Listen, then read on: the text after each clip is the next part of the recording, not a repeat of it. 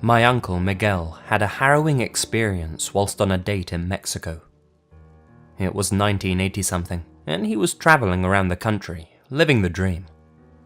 He was never lucky when it came to love. Still isn't. But whilst just outside Guadalajara, he met a girl called Ramona. According to him, she was young, vivacious, and extremely beautiful. The pair of them went on a date together, and it went really well. As such, my uncle decided to stay in town a bit longer than he originally planned, just so that the two of them could have a second date. She was apparently a girl worth sticking around for. Not only was she super sexy and witty, she was also charming and sweet. It was only their second date, but he figured, who knows, maybe she's the one. He still wonders if she might have been to this day. My uncle and Ramona were having dinner in a restaurant, a fancy place that was out of most people's price range. He wanted to show off to her and make it obvious that he was serious about her. The restaurant itself was full, but one table of men in particular stood out to my uncle. They were dressed decadently, but tastelessly. White suits, gold chains, sunglasses indoors. They were making twice as much noise as all of the rest of the diners combined. Put it this way, it was clear to everyone in there that these guys were narcos. Still, they ignored the men as best they could and sat down for their meal. The conversation was flowing, and according to my uncle, there was a definite chemistry between him and Ramona. The whole evening, however, the group of narcos were eyeing up my uncle's date. It was making them both feel a little uneasy, so after dessert, my uncle quickly waves to a waiter for the check. The waiter appears uncomfortable, sweaty. He approaches my uncle and tells him not to worry about the bill. Apparently, their dinner had already been paid for. "What are you talking about? Who paid our bill?" my uncle asked. The waiter gestured to the group of narcos. They were all looking over at him, raising their glasses. This obviously spelled trouble. You could tell just from the way these guys looked that they had something planned. Knowing the type of men they were, most people probably would have stood up and walked out of there as fast as they could, not wanting to engage them. My uncle, however, was a proud man, and didn't want to seem weak in front of his date. He wasn't about to be shown up by these Pablo Escobar wannabes. He approached them with his chest puffed out, acting as confident as he could.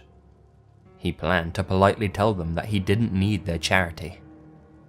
Before he could say anything, however, one of the men, a guy dressed in all white, asked him a question. "Did you enjoy your dinner with your wife?" "She's not my wife," my uncle replied. "She's my date." "Huh, that's lucky for you. She's very pretty." Confused, my uncle simply said, "I want to pay for our food myself. How much do I owe you?" With what my uncle describes as the purest look of soullessness he's ever seen, the man in white says, "No, consider it a goodbye gift, because after this, you'll never see her again." Nobody at the table laughed.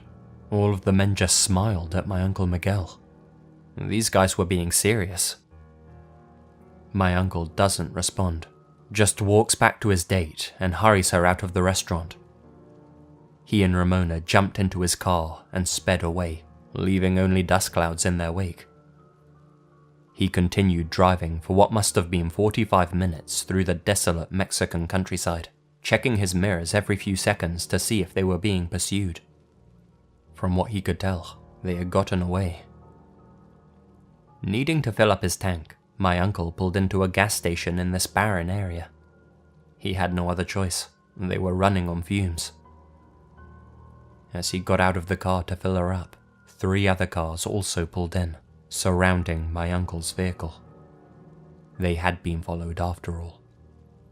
A number of men got out of the cars, aiming guns at my uncle and his date.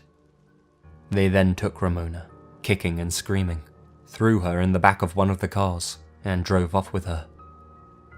There was nothing my uncle could do to stop them. He had never been so powerless in all his life. All he could do was watch as the cars drove over the horizon and out of sight, taking with them any trace that Ramona existed, and any chance of a happy future that my uncle and her could have had together. Whoever the guy in white was, he was right. That night really was the last time my Uncle Miguel saw Ramona. For all he knows, she may have died that very night, or might still be alive today somewhere. Whatever happened to her though, he's sure it doesn't bear thinking about. Things like this happen from time to time in Bandito country. Most of the time, people don't even report these abductions to the police, terrified of what might happen if they do.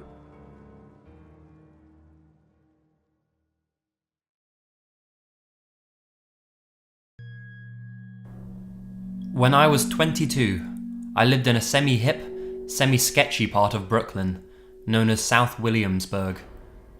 I lived in a 2-bedroom apartment with a lesbian roommate named Tony, who I didn't get along with very well, and I regularly went on dates with guys I met online. Most of these dates were nothing to write home about, but then there was the time I met Dave. Dave and I agreed to meet for a few drinks at my favourite bar, which was called Barcade. This bar was amazing because it had dozens of American microbrews on tap, and because the entire large space was filled with 80s arcade games, which were all still $1 a play. I'm talking Miss Pac-Man, Galaga, Space Invaders 1942, Tapper, Gauntlet, you name it. What I didn't realise is the decision to meet at this particular bar possibly saved my life. So I met him at Barcade, ordered a beer, cashed in $2 in quarters, and challenged him to a few games. We started out having fun, playing in turns and cheering the other one on. But after a few rounds of Punch-Out, he started getting antsy. A lot of, do you want to take this back to my place, and let's get out of here, etc. I blew him off and didn't think anything of it at first, since I still had quite a few quarters left and just thought he was anxious to get into my pants. I finished my beer and ordered a second, which is usually my limit for sobriety, seeing as I'm quite small. Then my favourite game opened up. I excitedly ran for it, put a quarter in, and I sucked. I just couldn't time anything right. I kept missing my cues and didn't make it past the first round. This was weird, since I pretty much lived on this game, and beat anyone I challenged on it. When I mentioned with wounded pride that I'm normally not this bad after only one beer, he started to get even more incessant. No, seriously, let's go. This place is too crowded for good conversation. Let's go somewhere quieter. I didn't understand, since we'd only been there for about half an hour, and I was interested in having some fun, but I also wanted to get to know him first. I again insisted on using my quarters, of which I only had 2 left. I put another one in the game, determined to kick some ass, and this time not only could I not make it past the first round, but I had trouble even holding onto my joystick correctly. This is when I started putting 2 and 2 together. I realised I was in a really bad situation, and I needed to play it cool, so I did what any normal 22-year-old would do. I excused myself to the bathroom, and proceeded to flip the fuck out. I called my roommate, and begged her to come and get me. We only lived a few blocks away, but she was at her girlfriend's house in Park Slope, about a 15-minute cab ride, and was in the middle of a date. I begged her and offered to pay for not only their date, but also the cost of the cab, and finally she agreed to come and get me.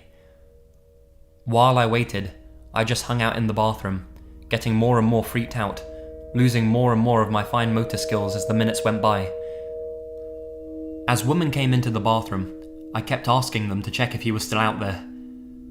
For the first 20 minutes, he was. After that, people kept coming back and saying he was gone. I still didn't feel safe leaving the bathroom though. I stayed there, on the phone with my friend in North Carolina, waiting for Tony to show up. After an hour, she walked in and carried me out of the bar. I was able to walk with assistance, so it was more like a leaning carry if you can imagine that. She was still upset with me interrupting her date though, so instead of taking me back to the apartment, she took me to a gay bar nearby, the Metropolitan. I got parked on a chair for the next hour while she partied with some friends, I think. Honestly, my memory of this is a little hazy. I just know we were there.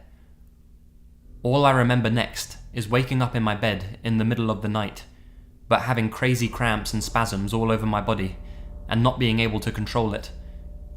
Then, I don't remember anything else until the next morning, where my only remaining symptom was a really bad headache. I never heard from Dave again, although I did get a phone call 2 days later from a blocked number, where a woman yelled curses at me for 30 seconds before threatening to kill me and hanging up. I don't know why, but I'm convinced the two events are connected. Either way, that's my story. I was drugged, but not raped, and I am forever thankful.